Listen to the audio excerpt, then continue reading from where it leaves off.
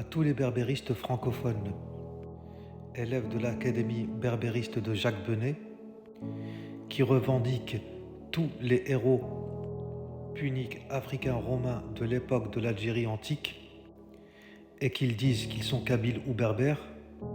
À ce discours, nous allons répondre en combinant rigueur historique et argumentation politique, et surtout à la fin citer toutes les sources. Donc notre réponse à une récupération ethno-régionaliste de l'Antiquité algérienne, affirmer que les grandes figures de l'Antiquité nord-africaine, qu'il s'agisse de Massinissa, Jugurtha, Jubadeux, Apulé ou Takfarinas ou encore Sifax, seraient des héros exclusifs d'une région contemporaine, c'est-à-dire la Kabylie, relève d'une double manipulation, une falsification historique et une instrumentalisation politique dangereuse. Premièrement, l'anachronisme territorial est flagrant. Petit 1. Le royaume numide de Massinissa, c'est-à-dire 202 jusqu'à 148 avant Jésus-Christ, s'étendait de la Moulouya, Maroc actuel, à la frontière de la Carthage antique, c'est-à-dire la Tunisie, avec pour cœur politique Cirta, Constantine, et ses capitales à Hippo, Régius, c'est-à-dire Annaba, et Douga en Tunisie. Petit 2. La Kabylie actuelle, historiquement la Kabylie des Babor ou des Biban, était une zone périphérique de la Numidie, sans cité majeure, antique comparable à Timgad ou Cherchel. Petit 3. Jugurtha, au IIe siècle avant Jésus-Christ, menace la guerre depuis la Numidie centrale, actuelle, c'est-à-dire Sétif et Constantine, non depuis les montagnes kabyles. Deuxièmement, c'est un héritage national et non ethnique. Ces figures incarnaient des entités politiques prénationales, entre parenthèses la Numidie et la Mauritanie, couvrant plusieurs États algériens actuels. Les réduire à une ethnie ou une région est un contresens. La berbérité antique était fragmentée déjà en tribus, Massiles, Massaïsiles et les Guétules, sans conscience identitaire unifiée surtout.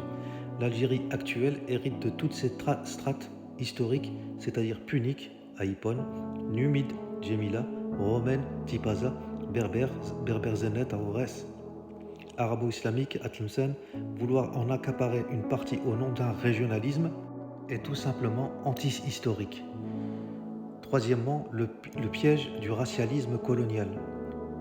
Petit 1. Revendiquer une pureté ethnique kabyle supposément liée aux Numides est un fantasme hérité des thèses coloniales françaises, entre parenthèses comme celle de Lucien Bertholon. Aucune étude génétique ou anthropologique sérieuse ne valide une continuité biologique racialisée sur 2000 ans. Petit 2. L'ADN culturel algérien est métis, c'est-à-dire que les Kabyles d'aujourd'hui descendent autant des Zénètes médiévaux qu'à des Caspiens préhistoriques. Comme les arabophones algériens intègrent des ascendances berbères, puniques ou romaines. Quatrièmement, l'unité algérienne n'est pas négociable. Instrumentaliser Jugurtha, symbole de résistance à l'impérialisme romain, pour fragiliser l'Algérie contemporaine est un paradoxe tragique. Son combat était anticolonial, non anti-Algérie. Petit 2. Le projet berbériste radical, en essentialisant l'histoire, sert objectivement les agendas fragmentateurs hier de la France coloniale, c'est-à-dire divisée arabe-kabyle, et aujourd'hui les ennemis de la stabilité régionale. Notre conclusion, l'Antiquité nord-africaine est un bien commun à tous les Algériens. Son détournement à des fins ethno-régionalistes trahit autant la science que le pacte national. L'Algérie se fortifie dans l'unité des diversités amazirs, arabes qui étaient là à l'époque des Amazirs, c'est-à-dire avant l'islam, sahraoui, méditerranéen, comme le dit l'adage kabyle, Amor Nousun, Ur Intnu Tamurt. Le discours des loups ne profite pas au pays. Et pour notre méthodologie, parce que c'est très très important, dans l'épistémologie et en histoire surtout, la méthodologie historique, qu'est-ce que ça désigne?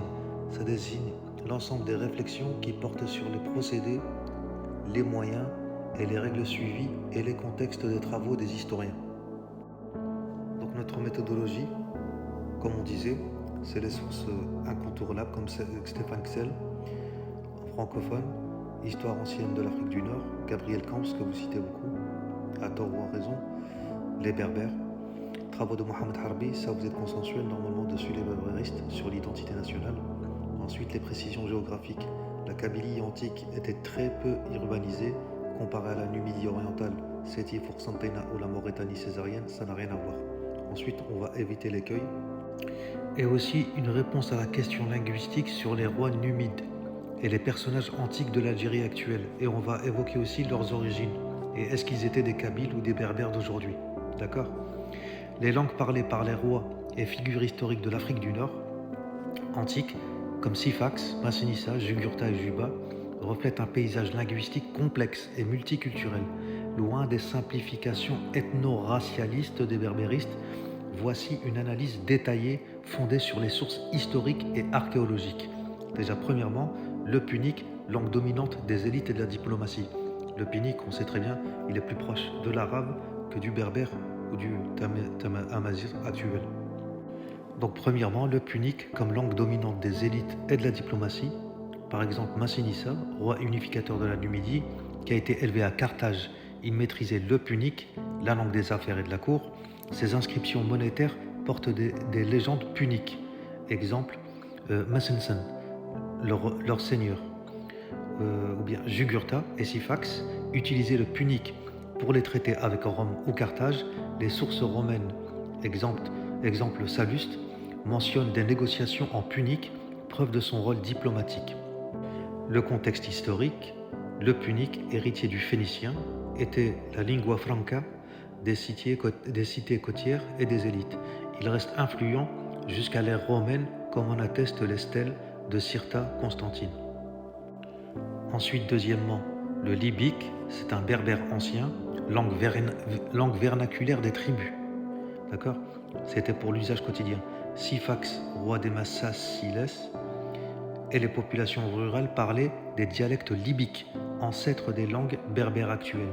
Ces dialectes étaient transcrits via l'alphabet tifinagh, utilisé pour les inscriptions rupestres. Limite politique. Aucun roi numide n'a officialisé le libyque, les inscriptions royales, exemple tombeau de Massinissa, privilégiant le punique ou le latin, signe de son statut minoré dans l'administration de l'époque. Troisièmement, pour le latin et le grec, c'est les langues de la romanisation de la culture. Par exemple, Juba II, roi de Mauritanie, éduqué à Rome, il parlait couramment le latin et grec. Sa cour à Césarée, c'est-à-dire Churchill actuel, était un centre culturel hellénistique, non pas berbère, non pas kabyle, hellénistique, c'est-à-dire grec, au service de Rome, où le grec dominait la littérature et les sciences. Après la conquête romaine, 46 avant Jésus-Christ, le latin s'impose dans l'armée, l'administration et les colonies. Exemple, les vétérans de Marius installés en Numidie, les élites locales comme Apulée, auteur notamment de l'Ane d'or, écrivant en latin. Donc, quatrièmement, le multilinguisme et absence de hiérarchie ethnique. Donc c'était une coexistence pragmatique. Massinissa unifia la Numidie en s'appuyant sur le punique pour l'État, donc anciennement phénicienne, tout en tolérant les parlers libyques locaux, donc qui n'étaient pas du berbère actuel, c'est l'ancêtre du berbère, donc c'était utilisé pour la strate de la population les plus inférieures. Et les mercenaires numides dans les armées romaines utilisaient le latin, tandis que les paysans conservaient le berbère. Et en cela, il y a les preuves archéologiques, comme à Dougga en Tunisie. Des inscriptions bilingues, puniques, libyques montrent un syncrétisme linguistique. Ou bien le roman africain, langue romane issue du latin, qui a persisté jusqu'au XIIe siècle, en coexistant avec l'arabe et le berbère, réfutant toute pureté linguistique ancienne. Donc la conclusion, une identité qui est plurielle contre les récupérations modernes. L'idée d'une langue berbère pure parlée par les rois numides est un anachronisme. Les sources démontrent que le punique perçu comme carthaginois était l'outil principal du pouvoir numide. Ensuite, le latin et le grec ont été adoptés sans reniement culturel, signe d'une identité flexible. Aucun texte antique n'atteste de revendications berbéristes. Ces rois se définissaient par leur allégeance politique, Massinissa, allié de Rome, non par une ethnie. Donc en résumé, les langues antiques de l'Algérie actuelle révèlent un espace métissé où le pragmatisme l'emportait sur les essentialismes. Cette complexité invalide les thèses racialistes qui projettent sur le passé les clivages contemporains.